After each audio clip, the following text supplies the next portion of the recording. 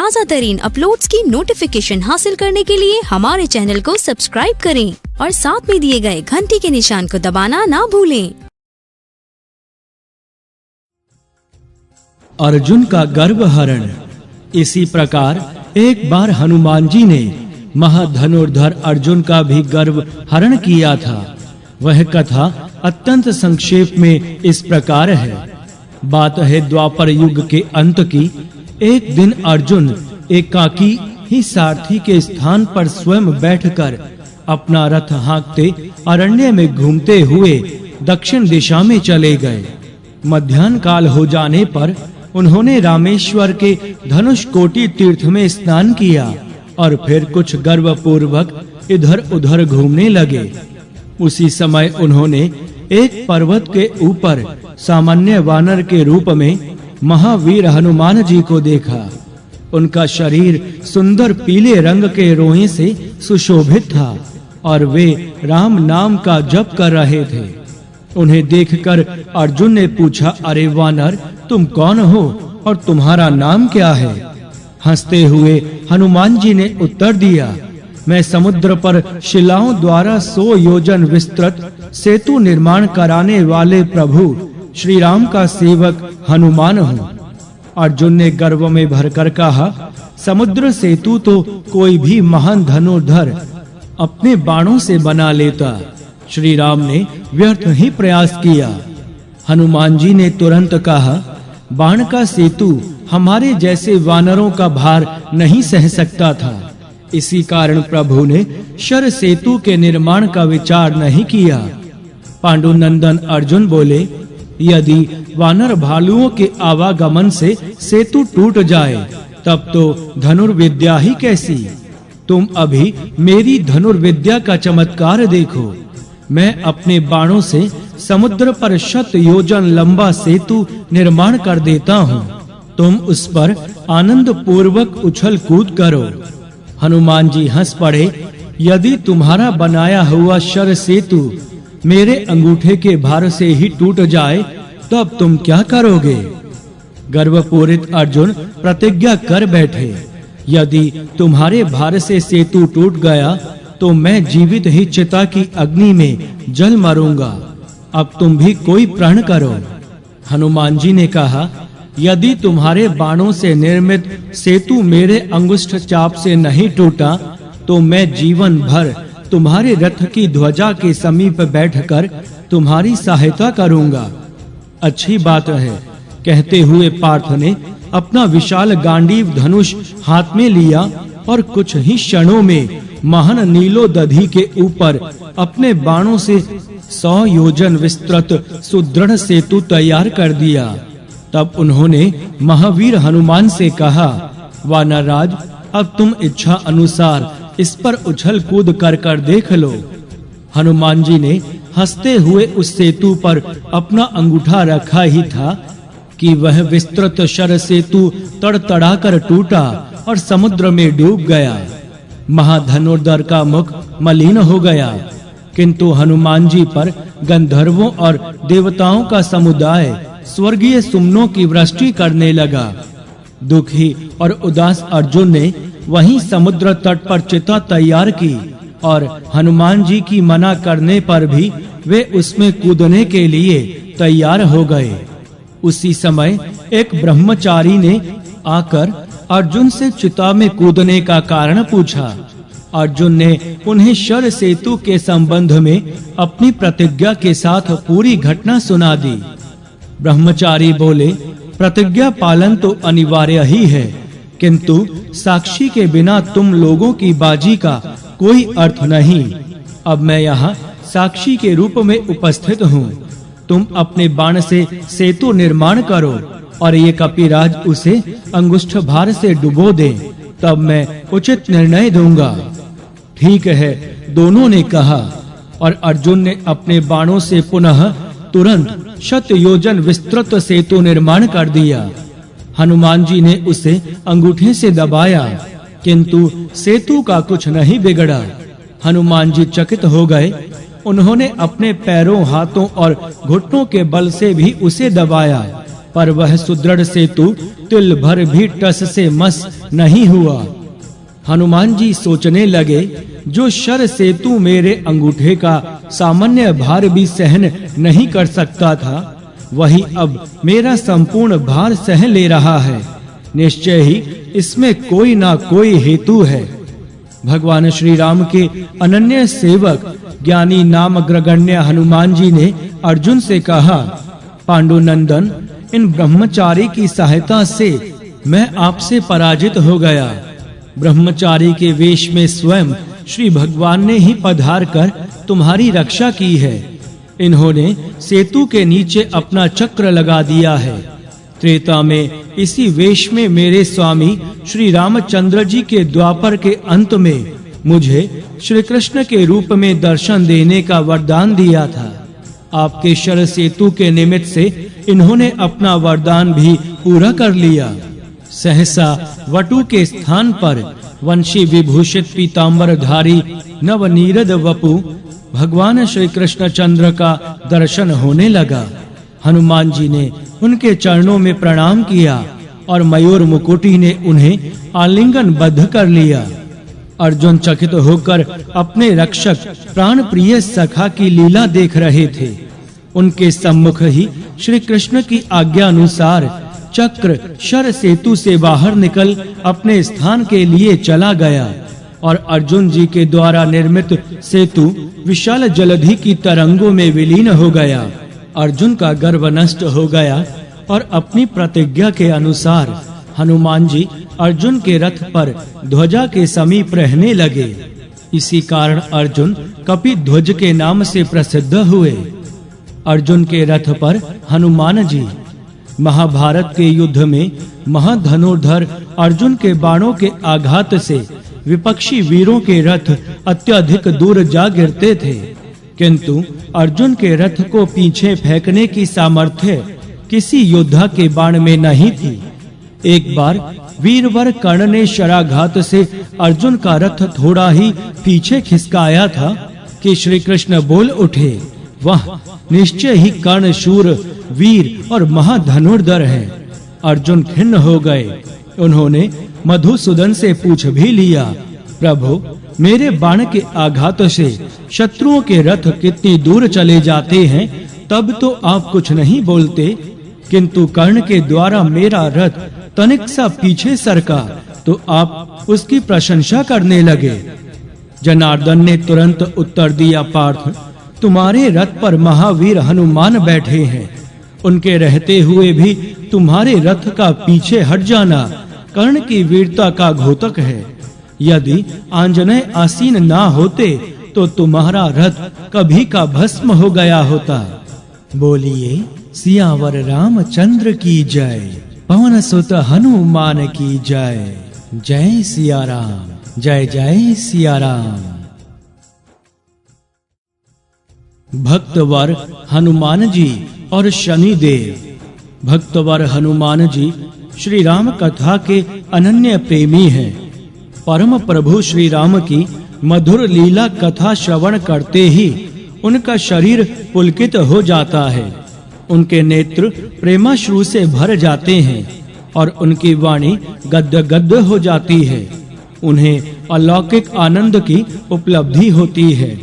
इस कारण जहाँ भी प्रभु श्री राम कथा होती है, श्री राम चरण चंचरिक हनुमान जी वहाँ उपस्थित रहते हैं। और जब अपने प्राणाराध्य की कथामृत सुधा के पान का अवसर नहीं रहता, तब वे अपने प्रभु के ध्यान में तल्लीन हो जाते हैं। एक बार की बात है, दिनांत समीप था। सूर्य देव अस्तांचल के समीप पहुंच चुके थे। शीतल मंद समीर बह रहा था।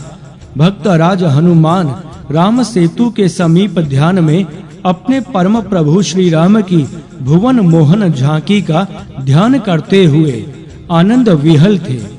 उनके रोम रोम पुलकित थे। ध्यानावस्थित आंजनेय को बाहरी जगत की स्मृति भी ना थी। उसी समय सूर्य पुत्र शनि समुद्र तट पर टहल रहे थे।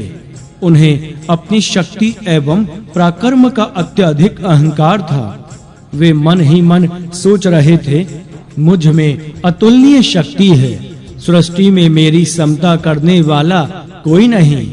समता की तो बात दूर, मेरे आगमन के संवाद से बड़े-बड़े रणधीर एवं पराक्रमशील मनुष्य ही नहीं, देव दैत्य तक भी कांप उठते हैं, व्याकुल होने लगते हैं। मैं क्या करूं, किसके पास जाऊं, जहां दो हाथ कर सकूं। मेरी शक्ति का कोई उपयोग नहीं हो पा रहा है। इस प्रकार विचार करते हुए शनि देव की दृष्टि ध्यान मग्न श्री राम भक्त हनुमान पर पड़ी। उन्होंने वज्रांग महावीर को पराजित करने का निश्चय किया। युद्ध का निश्चय कर शनि देव आंजनेय के समीप पहुंचे। उस समय सूर्य देव की तीक्ष्णतम किरणों में शनि देव का रंग अत्यधिक काला हो गया था। भीषणतम आकृति थी उनकी। पवन कुमार के समीप पहुंचकर अतिशय उद्दंडता का परिचय देते हुए शनि देव ने अत्यंत कर्कश स्वर में कहा, बंदर, मैं प्रख्यात शक्तिशाली शनि तुम्हारे सम्मुख उपस्थित हूँ और तुमसे युद्ध करना चाहता हूँ। तुम पाखंड त्याग कर खड़े हो जाओ और युद्ध करो। तिरस्कार करने वाली अत्यंत कटु वाणी सुनते ही भक्तराज हनुमान ने अपने नेत्र खोले और बड़ी ही शालीनता से एवं शांति से पूछा, महाराज, आप कौन हैं और यहाँ पधारने का आपका उद्देश्य क्या है? शनिदेव ने अहंकार पूर्वक उत्तर दिया, मैं परम तेजस्वी सूर्य का परम पराक्रमी पुत्र शनि हूँ। जगत मेरा नाम सुनते ही कांप उठता है। मैंने तुम्हारे बल पौरुष की कितनी ही गाथाएं सुनी है, इसीलिए मैं तुम्हारी शक्ति की परीक्षा करना चाहता हूँ। सावधान हो जाओ वानर, मैं तुम्हारी राशि पर आ रहा हूँ। अंजना नंदन ने अत्यंत विनम्रता पूर्वक कहा, शनिदेव, मैं वृद्ध हो गया हूँ और अपने प्रभु का ध्यान कर रहा हूँ। इसमें व्यवधान मत डालिए, कृपा पूर्वक अन्यत्र चले जाइए। मदमत शनिदेव ने सगर्भ कहा, मैं कहीं जाकर लौटना नहीं जानता और जहाँ जाता हूँ वहाँ अपना प्राबल्य और प्राधान्य तो स्थापित कर ही देता हूँ। कपि श्रेष्ठ ने शनि देव से बार-बार प्रार्थना की, महात्मन, मैं वृद्ध हो गया हूँ, युद्ध करने की शक्ति मुझ में नहीं है। मुझे अपने भगवान श्री राम का स्मरण करने दीजिए। आप यहाँ से जाकर किसी और वीर को ढूंढ लीजिए। मेरे भजन ध्यान में विघ्न उपस्थित मत कीजिए। कायरता तुम्हें शोभा नहीं देती। अत्यंत उद्गत शनि देव ने मल्ल विद्या के परमाराध्य वज्रांग हनुमान जी की अवमानना के साथ व्यंग पूर्वक तीक्ष्ण स्वर में कहा, तुम्हारी स्थिति देखकर मेरे मन में करुणा का संचार हो रहा है, किंतु मैं तुमसे युद्ध अवश्य करूंगा। इतना ही नहीं, शनि देव ने दुष्ट ग्रह निहंता महावीर का हाथ पकड़ लिया और उन्हें युद्ध के लिए ललकारने लगे। हनुमान जी ने झटक कर अपना हाथ छुड़ा लिया। युद्ध लोलुप शनि देव पुनः भक्त वर हनुमान का हाथ पकड़कर उन्हें युद्ध के लिए खींचने लगे। आप नहीं मानेंगे, धीरे से कहते हुए पिशाच ग्रह घातक कपिवर ने अपनी पूंछ बढ़ाकर शनि देव को उसमें लपेटना प्रारंभ किया। कुछ ही क्षणों में अविनीत सूर्य पुत्र क्रोध सरंक्त लोचन समीरात्मज की सुदृढ़ पुच्छ में आकंठ आबद्ध हो गए। उनका अहंकार, उनकी शक्ति एवं उनका पराक्रम व्यर्थ सिद्ध हुआ। वे सर्वथा अवश्य, असहाय और निरुपाय होकर दृढ़तम बंधन की पीड़ा से छटपटा रहे थे। अब राम सेतु की परिक्रमा का समय हो गया। अंजना नंदन भगवान श्री हनुमान उठे और दौड़ते हुए सेतु की प्रदक्षिणा करने लगे।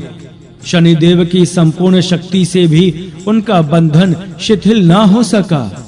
भक्तराज हनुमान के दौड़ने से उनकी विशाल पूंछ वानर बालुओं द्वारा रखे गए शिलाखंडों पर गिरती जा रही थी। वीरवर हनुमान दौड़ते हुए जानबूझकर भी अपनी पूंछ को शिलाखंडों पर पटक देते थे। शनिदेव की बड़ी अद्भुत एवं दयनीय दशा थी। शिलाखंडों पर पटके जाने से उनका शरीर रक्त से लथपथ हो गया। उनकी पीड़ा की सीमा नहीं थी और वेग से जा रहे हनुमान जी की परिक्रमा में कहीं विराम नहीं दिख रहा था। तब शनि देव अत्यंत कातर स्वर में प्रार्थना करने लगे, करुणामय भक्तराज, मुझ पर कृपा कीजिए। अपनी उदंडता का दंड मैं पा गया, आप मुझे मुक्त कीजिए, मेरा प्राण छोड़ दीजिए प्रभु। दयामूर्ति हनुमान खड़े हुए। शनि देव का अंग प्रत्यंग लहूलुहान हो गया। असहनीय पीड़ा हो रही थी उनकी रग रग में। विनीतात्मा समीरात्मज ने शनि देव से कहा, यदि तुम मेरे भक्त की राशि पर कभी ना जाने का वचन दो तो मैं तुम्हें मुक्त कर सकता हूँ, और यदि तुमने ऐसा किया तो मैं तुम्हें कठोरतम दंड प्रदान करूंगा। सुर वंदित वीरवर, निश्चय ही मैं आपके भक्त की राशि पर कभी नहीं जाऊंगा। पीड़ा से छटपटाते हुए शनि देव ने अत्यंत आतुरता से प्रार्थना की, आप कृपा पूर्वक शीघ्र बंधन मुक्त कर दीजिए। शरणागत वत्सल भक्त प्रवर हनुमान जी ने शनि देव को छोड़ दिया। शनि देव ने अपने शरीर को सहलाते हुए गर्वोपहारी मारुतात्मज के चरणों में सादर प्रणाम किया और वे चोट की असहनीय पीड़ा से व्याकुल होकर अपनी देह पर लगाने के लिए तेल मांगने लगे। उन्हें जो तेल प्रदान करता उससे वे संतुष्ट होकर आशीष देते। कहते हैं इसी कारण अब भी शनि देव को तेल चढ़ाया जाता है। बोलिए सियावर रामचंद्र की जय, पवन सुत हनुमान की जय। जय सिया राम, जय जय सिया राम। श्रेष्ठ संगतज्ञ और महान त्यागी आजन्म नैष्ठिक ब्रह्मचारी हनुमान जी महान संगीतज्ञ और गायक भी हैं। इनके मधुर गायन को सुनकर पशु पक्षी स्थावर और जंगम सभी मुग्ध हो जाते हैं। एक बार की बात है कि अतिशय सुंदर स्वच्छ जलाशय के समीप महान संगीत सम्मेलन का आयोजन हुआ। देवता, ऋषि और दानव सभी संगीत प्रेमी वहां एकत्र थे। भगवान पार्वती वल्लभ एवं देवर्षि नारद आदि गायन कर रहे थे और अन्य देव, ऋषि तथा दैत्य भी उन्हें योगदान दे रहे थे। उसी समय पवन कुमार हनुमान जी ने अत्यंत मधुर स्वर में गाना प्रारंभ किया। हनुमान जी ने संगीत क्या आरंभ किया, मानो अमृत वृष्टि होने लगी। फिर तो अन्य गायकों एवं वादकों के मुख मलान हो गए। वे हनुमान जी की स्वर लहरी पर मुग्ध होकर स्वयं चुप हो गए और अत्यंत शांति पूर्वक उस परम मधुरिम स्वर लहरी में झूम उठे। उनके तन मन प्राण ही नहीं, रोम रोम हनुमान जी के सुधा सदृश्य गीत के श्रवण में तल्लीन हो गए। हनुमान जी का मधुरिम स्वर गूंज रहा था। इन महामाहिम हनुमान जी के जीवन में त्याग ही त्याग भरा है। अपने आराध्य श्री रघुनाथ जी की विशुद्धि प्रीति, उनकी लीला कथा का श्रवण एवं उनके मंगलमय नाम कीर्तन के अतिरिक्त इन्हें और कुछ अभिष्ट नहीं। बोलिए सियावर रामचंद्र की जय, पवन सुत हनुमान की जय। जय सिया राम, जय जय सिया राम। यश कामना का त्याग। यश कामना का त्याग कितना कठिन होता है। स्त्री पुत्र घर द्वार अपार संपत्ति ही नहीं, यश के लिए प्राण का भी त्याग किया जा सकता है, किंतु उस यश का त्याग सहज नहीं। गौरांग महाप्रभु नाम संकीर्तन के प्राण चैतन्य देव के मित्र ने महाप्रभु की कृति देखी तो वे दुखी ही नहीं हुए। उनके नेत्रों से आंसू बह चले। बोले, इस महान ग्रंथ के सम्मुख मेरी न्याय बोधनी सर्वथा नगण्य सिद्ध हो जाएगी, इसमें कोई नहीं पूछेगा। तत्क्षण महाप्रभु ने अपना अनमोल ग्रंथ गंगा मैया के अंग में विसर्जित कर दिया।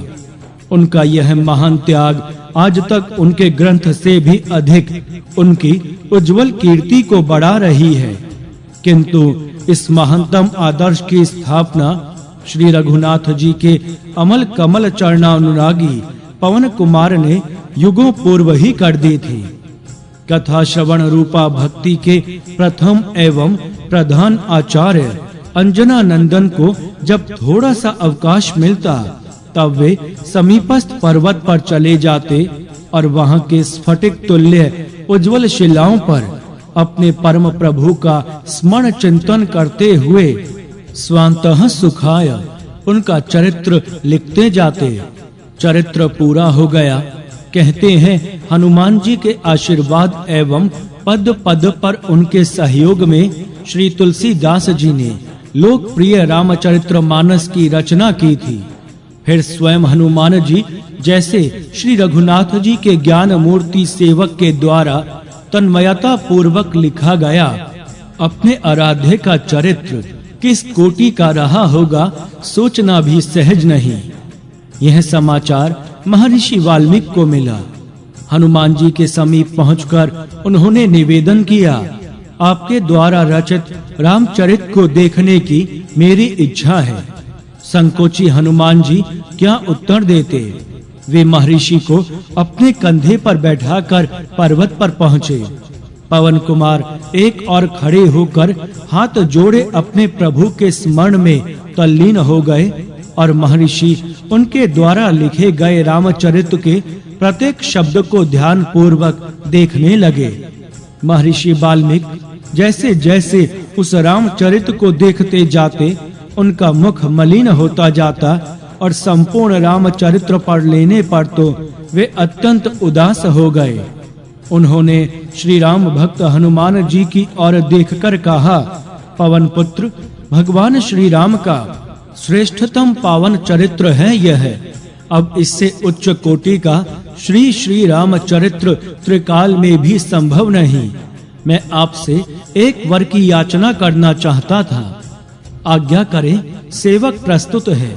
हनुमान जी का उत्तर सुनते ही महर्षि वाल्मीकि ने नतमस्तक होकर धीरे धीरे कहा, मेरी रामायण का सर्वत्र प्रचार हो गया है और यशः कामना के कारण मुझे घृणित स्वार्थ अशांत कर रहा है।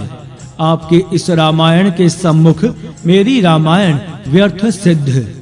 इतनी सी बात के लिए चिंता उचित नहीं। महर्षि का वाक्य पूरा होने के पूर्व ही हनुमान जी बोल उठे।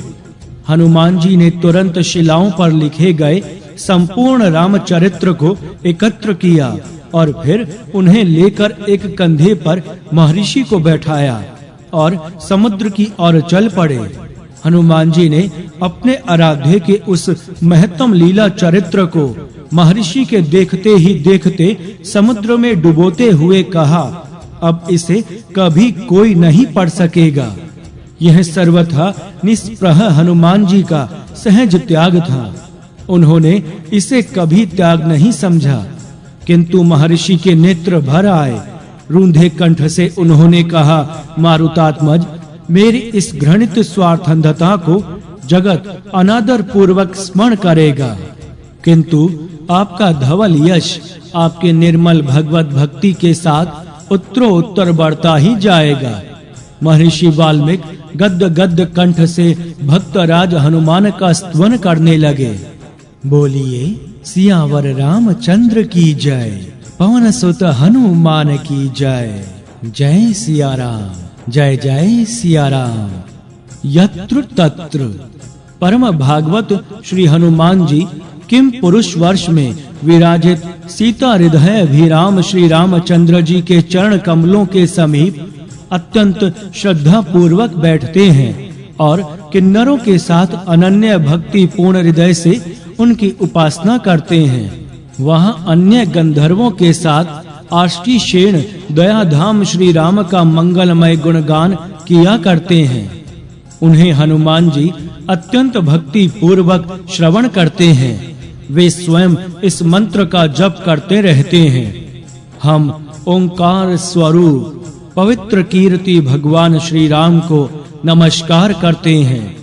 आप में सत्पुरुषों के लक्षण शील और आचरण विद्यमान है। आप बड़े ही संयत चित्त, लोक धन तत्पर, साधुता की परीक्षा के लिए कसौटी के समान और अत्यंत ब्राह्मण भक्त हैं। ऐसे महापुरुष महाराज श्री राम को हमारा पुनः पुनः प्रणाम है और वे पवन पुत्र भाव विभोर होकर इस प्रकार स्तवन करते रहते हैं। भगवान, आप विशुद्ध बोध स्वरूप अद्वितीय, अपने स्वरूप के प्रकाश से गुणों के कार्य रूप जागृदादि संपूर्ण अवस्थाओं का निरसन करने वाले, सर्वांतर अंतरात्मा, परम शांत, शुद्ध बुद्धि से ग्रहण किए जाने योग्य, नाम रूप से रहित और अहंकार शून्य है। मैं आपकी शरण में हूँ। प्रभु, आपका मनुष्य अवतार केवल राक्षसों के वध के लिए ही नहीं है। इसका मुख्य उद्देश्य तो मनुष्यों को शिक्षा देना है। अन्यथा अपने स्वरूप में ही रमण करने वाले साक्षात जगदात्मा जगदीश्वर जी को माता सीता जी के वियोग में इतना दुख कैसे हो सकता था। आप साधु पुरुषों के आत्मा और प्रियतम भगवान वासुदेव हैं। त्रिलोकी की किसी भी वस्तु में आपकी आसक्ति नहीं है। आप ना तो सीता जी के लिए मोह को ही प्राप्त हो सकते हैं और ना लक्ष्मण जी का त्याग ही कर सकते हैं। आपके ये व्यवहार केवल लोक शिक्षा के लिए ही है। लक्ष्मणाग्रज उत्तम कुल में जन्म, सुंदरता, वाक् चातुरी, बुद्धि और श्रेष्ठ योनि, इनमें से कोई भी गुण आपकी प्रसन्नता का कारण नहीं हो सकता। यह बात दिखाने के लिए ही आपने इन सब गुणों से रहित हम वनवासी वानरों से मित्रता की है। देवता, असुर, वानर अथवा मनुष्य कोई भी हो, उसे सब प्रकार से श्री राम रूप आपका ही भजन करना चाहिए, क्योंकि आप नर रूप में साक्षात श्री हरि ही हैं और थोड़े किए को भी आप बहुत अधिक मानते हैं। आप ऐसे आश्रित वत्सल हैं कि जब स्वयं दिव्य धाम को सिधारे थे, तब समस्त उत्तर कोसल वासियों को भी अपने साथ ही ले गए थे। यद्यपि परम विनीतात्मा महादेवात्मज हनुमान जी का किम पुरुष वर्ष और साकेत धाम प्रिय स्थान निवास है, किंतु कथा श्रवण रूपा भक्ति के सर्वप्रथम एवं प्रधान आचार्य जगत पावन तत्वज्ञ एवं महायोगी हनुमान जी ने विपत्ति के अवसर पर उल्लेख करते हुए प्रभु से निवेदन करते हुए यह कहा था, कह हनुमंत विपत्ति प्रभु सोई, जब तब सुमिरन भजन ना होई। इस कारण भक्ति सुधा पानेच्छो हनुमान जी की भक्ति से प्रसन्न होकर जब श्री राघवेंद्र ने उनसे कहा, हनुमान, मैं तुमसे अत्यधिक प्रसन्न हूँ, तुम इच्छा अनुसार वर की याचना करो। तुम त्रैलोक्य दुर्लभ वर भी मांगो तो मैं उसे निश्चय दूंगा। प्राण धन श्री रघुनाथ जी की प्रसन्नता से हनुमान जी पुलकित हो गए। उन्होंने प्रभु के सम्मुख अपनी इच्छा व्यक्त करते हुए कहा, हे श्री राम जी, आपका नाम स्मरण करते हुए मेरा चित्त तृप्त नहीं होता, अतः मैं निरंतर आपका नाम स्मरण करता हुआ पृथ्वी पर रहूं। हे राजेंद्र, मेरा मनोवांछित वर यही है कि जब तक संसार में आपका नाम रहे, तब तक मेरा शरीर भी रहे। प्रसन्न होकर नयनाभिराम श्री राम ने कह दिया, ऐसा ही हो। तुम जीवन मुक्त होकर संसार में सुख पूर्वक रहो। कल्प का अंत होने पर तुम मेरा सायुज्य प्राप्त करोगे, इसमें संदेह नहीं। बोलिए सियावर रामचंद्र की जय, पवन सुत हनुमान की जय। जय सिया राम, जय जय सिया राम। कंदर्प कोटि लावण्य भद्र रूप श्री रघुनाथ जी के हनुमान जी को वर प्रदान करते ही निखिल भुवनेश्वरी माता सीता ने भी अपने लाल पवन पुत्र को वर प्रदान करते हुए कहा, हे मारुते, तुम जहाँ कहीं भी रहोगे, वहीं मेरी आज्ञा से तुम्हारे पास संपूर्ण भोग उपस्थित हो जाएंगे। समस्त सुरवंदित ज्ञानमय प्रेममय रुद्रांश कपि सतम माता सीता और परम प्रभु श्री राम के वचन सुनकर अपरिसीम आनंद सिंधु में निमग्न हो गए। उनके नेत्रों में प्रेमाश्रु भर आए और वे श्री राम के भुवन पावन चरणों में लेट गए। करुणा वारिधि परम प्रभु जगती के मनुष्यों को सर्वथा निराधार, असहाय और निरुपाय नहीं छोड़ सकते थे। इस कारण उन्होंने अव्यक्त होते समय श्री हनुमान जी की इच्छा पूर्ति के साथ साथ उन्हें भक्तों की सेवा, सहायता एवं रक्षा के लिए भी नियुक्त किया।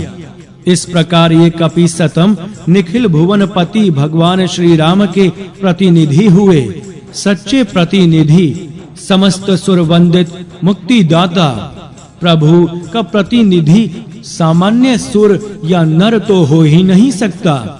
उस महनीय पद के लिए सर्वथा अनुरूप तो अनंत मंगल, सुश्रुति नाशन, अचलोद्धारक, दया मूर्ति हेमवर्ण हनुमान जी ही हैं। ये हनुमान जी भक्तों की, दुखियों की, पीड़ितों की, आर्तों की पुकार सुनते ही दौड़ पड़ते हैं। यह कहना भी उचित नहीं, क्योंकि ये सर्व समर्थ करुणा सिंधु भक्त वत्सल तो सर्वत्र विद्यमान एवं घट घट वासी हैं।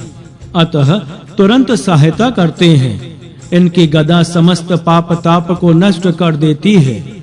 इनके महावीर हनुमान इस नाम के उच्चारण मात्र से ही शाकिनी, डाकिनी, भूत प्रेत और पिशाच आदि पलायित हो जाते हैं।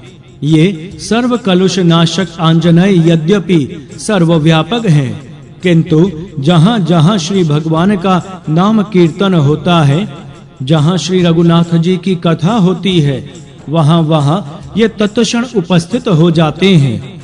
जहाँ-जहाँ श्री रघुनाथ जी के नाम रूप गुण लीला आदि का कीर्तन होता है, वहाँ-वहाँ मस्तक से बंधी हुई अंजलि लगाए और नेत्रों में आंसू भरे हनुमान जी उपस्थित रहते हैं। राक्षस वंश के काल रूप उन मारुति को नमस्कार करना चाहिए। कथा और कीर्तन, विद्वत्ता, मधुर स्वर और लय आदि से मारुति को कुछ लेना देना नहीं है।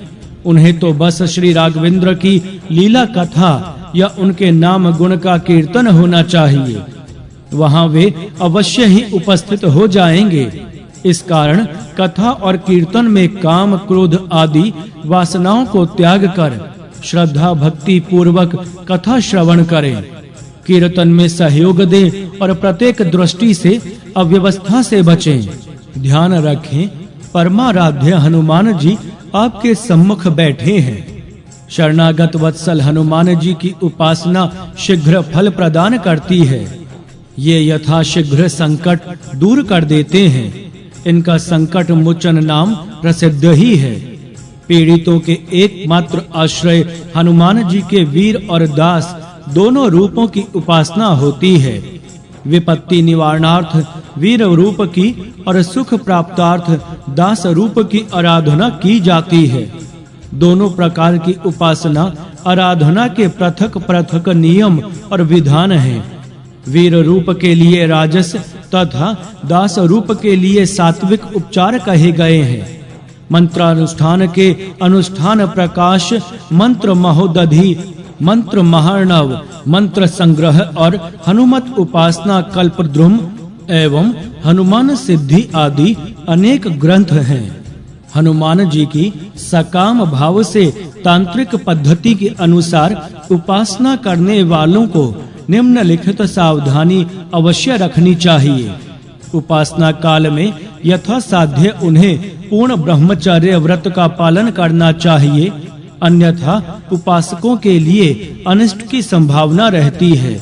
ऐसे अनेक उदाहरण आज भी प्रत्यक्ष देखे गए हैं कि नियम की अवहेलना करके जिन्होंने हनुमान जी की सकाम उपासना की है, वे इष्ट की प्राप्ति में सफल तो हुए ही नहीं, भयंकर शारीरिक व्याधि से पीड़ित हुए अथवा दैवी प्रकोप से ग्रस्त हो गए हैं। तांत्रिक मंत्रों को केवल पुस्तक पढ़कर अनुष्ठान नहीं करने चाहिए। किसी सच्चे श्री राम भक्त अथवा हनुमान जी के भक्त की आज्ञा प्राप्त कर इस दिशा में अग्रसर होना उपयोगी होता है।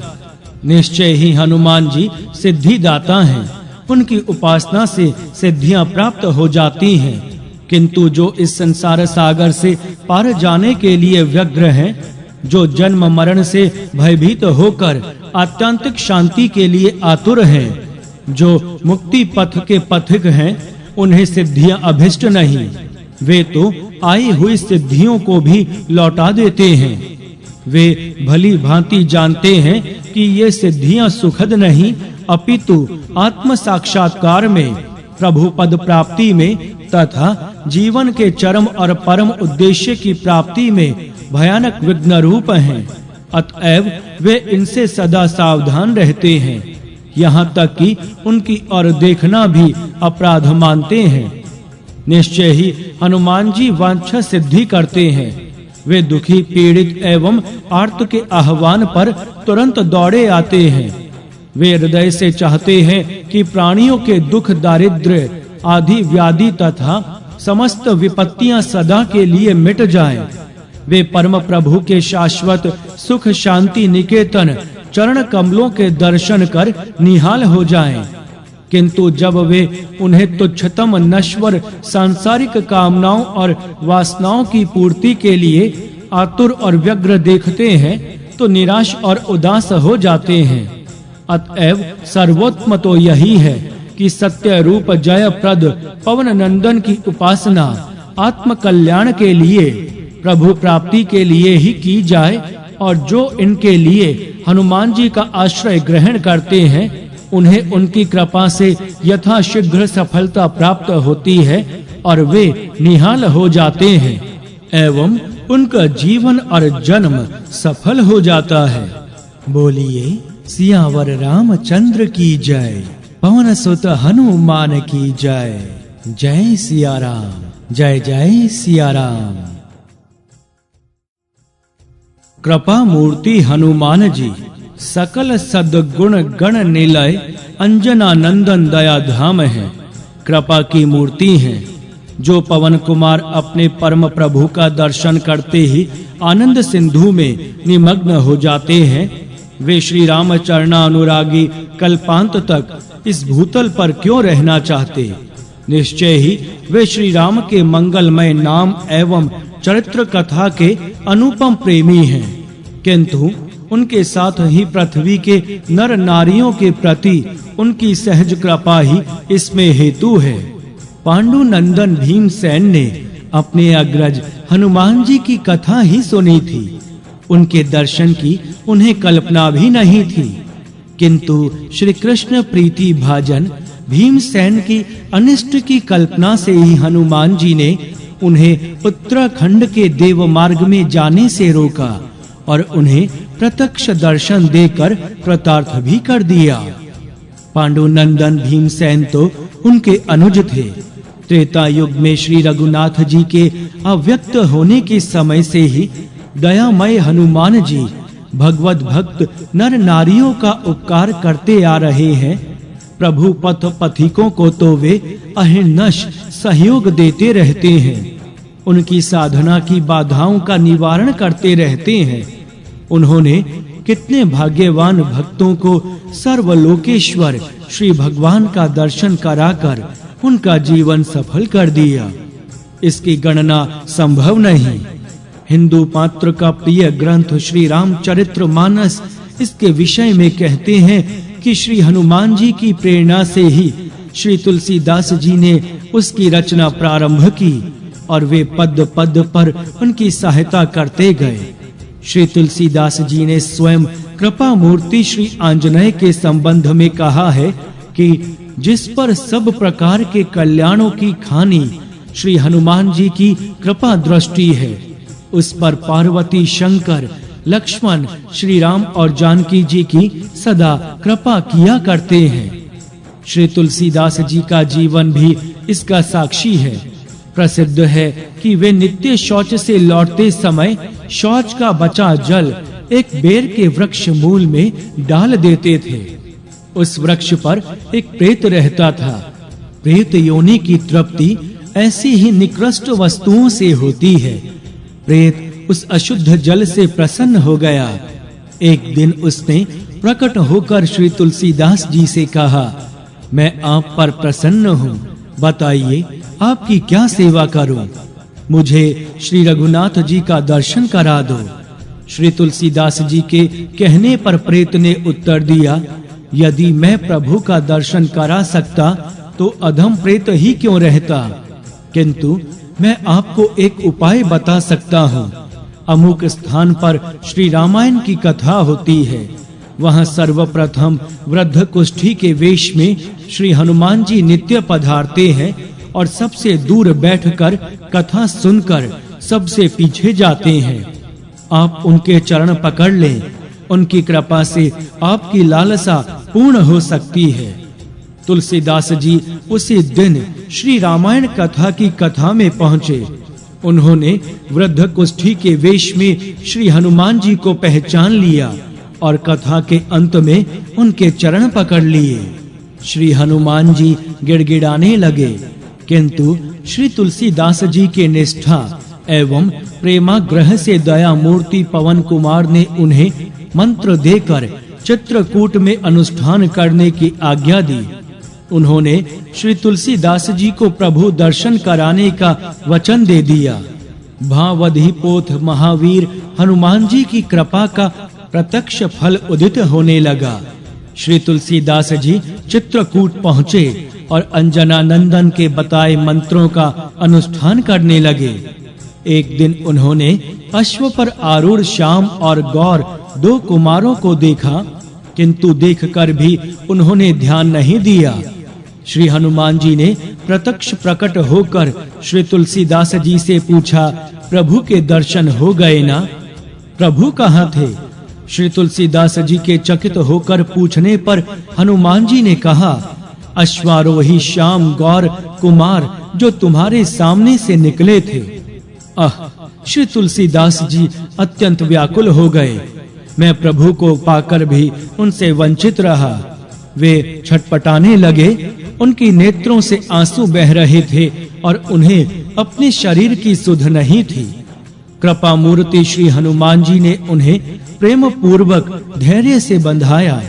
तुम्हें पुनः प्रभु के दर्शन हो जाएंगे और दया धाम श्री मारुति जी की कृपा से उन्हें परम प्रभु श्री राम के ही नहीं, राज्य सिंहासन पर आसीन माँ भगवती सीता सहित श्री राम भरत लक्ष्मण शत्रुघ्न के साथ सुग्रीव जी और विभीषण आदि सखा तथा वशिष्ठ जी आदि समस्त प्रभु जनों के भी दर्शन प्राप्त हो गए।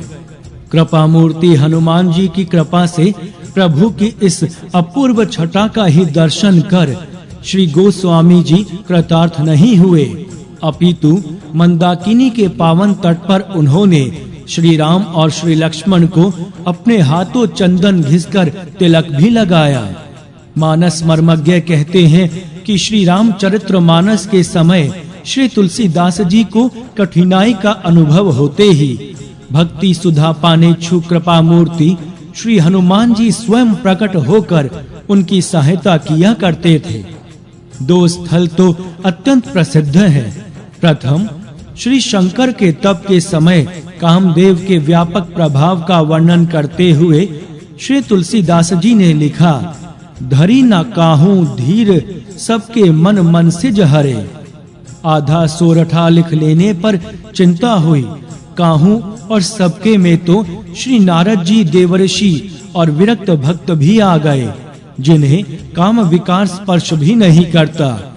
श्री तुलसीदास जी ने आंजनेय का स्मरण किया और उन्होंने प्रकट होकर सोरठे के दूसरे चरण की पूर्ति कर दी। जे राखे रघुवीर ते उबरे ते ही काल महु, धरी न काहू धीर सबके मन मन से जहरे। जे राखे रघुवीर ते उबरे ते ही काल महु। इस प्रकार उन्होंने पूरे सोरठे की पूर्ति कर दी। और द्वितीय धनुष यज्ञ का वर्णन करते समय श्री तुलसीदास जी ने सोरठा लिखा, शंकर चापू जहाजू सागर रघुवर बाहुबल, बूढ़ सो सकल समाज। श्री तुलसीदास जी रुके। सकल समाज में तो महर्षि विश्वामित्र और धनुष को स्पर्श भी ना करने वाले नरेश तथा ना जाने कितने लोग आ गए। श्री तुलसीदास जी की बुद्धि काम नहीं कर रही थी। उनकी प्रार्थना सुनते ही हनुमान जी ने कृपा की और प्रकट होकर उन्होंने सोरठा पूरा कर दिया। चढ़ा जो प्रथम ही मोह बस, शंकर चापू जहाजू सागर रघुवर बाहुबल, बूढ़ सो सकल समाज, चढ़ा जो प्रथम ही मोह बस। इस प्रकार श्री आंजनेय ने सोरठा पूरा कर दिया। इतना ही नहीं, श्री तुलसीदास जी ने जब जब कठिनाई अनुभव की तब तब मंगल मूर्ति पवन नंदन का स्मरण किया। बाहु पीड़ा के समय महावीर हनुमान जी से प्रार्थना करते हुए उन्होंने हनुमान बाहु की रचना की। श्री रामचरित्र मानस, विनय पत्रिका और कवितावली में तो उनका स्तवन एवं गुणगान ही है। हनुमान चालीसा और संकट मोचन आदि स्वतंत्र पुस्तिकाओं में श्री तुलसीदास जी ने अंतर हृदय से कृपामय महावीर हनुमान जी की वंदना की है। परम प्रभु श्री राम का दर्शन समस्त लौकिक पारलौकिक सुखों का मूल है। अनिर्वचनीय सुख शांति प्रदायक है वह दर्शन श्री राम की प्रेमा भक्ति के बिना संभव नहीं, और उस प्रेमा भक्ति की प्राप्ति काम क्रोध आदि से ग्रस्त हम संसारिक जीवों को सहज नहीं। यह साधन साध्य नहीं, दयामय प्रभु की अहेतु की कृपा से ही यह संभव है। किंतु जिस पर आंजनेय की अहेतु की कृपा दृष्टि पड़ जाती है, वह प्रभु एवं उनकी प्रेमा भक्ति को प्राप्त कर लेता है, और कृपा मूर्ति श्री हनुमान जी इसके लिए प्रति क्षण प्रस्तुत हैं। जीव मात्र को प्रभु के मंगलमय चरण कमलों में पहुंचाकर उनका कल्याण करने के लिए वे आतुर रहते हैं, किंतु हमारी ही प्रभु प्राप्ति की इच्छा नहीं होती। हम वासनाओं के प्रवाह में आकंठ मग्न होकर सुख का अनुभव कर रहे हैं, इनमें पृथक होना ही नहीं चाहते। इसी कारण वे दया धाम विवश हो जाते हैं, उनकी इच्छा अपूर्ण रह जाती है। संतुष्ट होने पर हनुमान जी को जीव का परम कल्याण करते देर नहीं लगती, पर उन्हें संतुष्ट करने की इच्छा हो तब ना। आजन्म ब्रह्मचारी हनुमान जी सदाचारी, धर्म पालन, ब्रह्मचर्य पालन, दीन दुखियों की सेवा सहायता, शास्त्रों संतों महापुरुषों भक्तों एवं भगवान के प्रति श्रद्धा विश्वास एवं प्रीति से सहज ही तुष्ट हो जाते हैं, और अपने नित्य सहचर श्री हनुमान जी के संतुष्ट होते ही श्री रघुनाथ जी तत्क्षण प्रसन्न हो जाते हैं। मारुति की प्रसन्नता में ही जीवन और जन्म की सार्थकता तथा असफलता है। अनंत मंगलमय कृपा मूर्ति अंजना नंदन का पावन चरित्र वाल्मीकि रामायण, अध्यात्म रामायण और पुराणों में विस्तार पूर्वक कहा गया है। यहाँ तो उसका संक्षिप्त संकलन मात्र ही है, पर जो भी है वह निश्चय ही मारुति का कृपा प्रसाद है। वे कृपा मूर्ति महावीर हनुमान जी कृपा करें, सब पर कृपा करें। उनके सर्वाभीष्ट प्रदाता चरण कमलों में यही विनीत निवेदन है। प्रवनहु पवन कुमार, खल बन पावक ज्ञान घन, जासु हृदय आगार बसहि, राम सर चाप धर। सियावर राम जय जय राम, मेरे प्रभु राम जय जय राम। बोलिए सियावर रामचंद्र की जय, पवन सुत हनुमान की जय। जय सिया राम, जय जय सिया राम।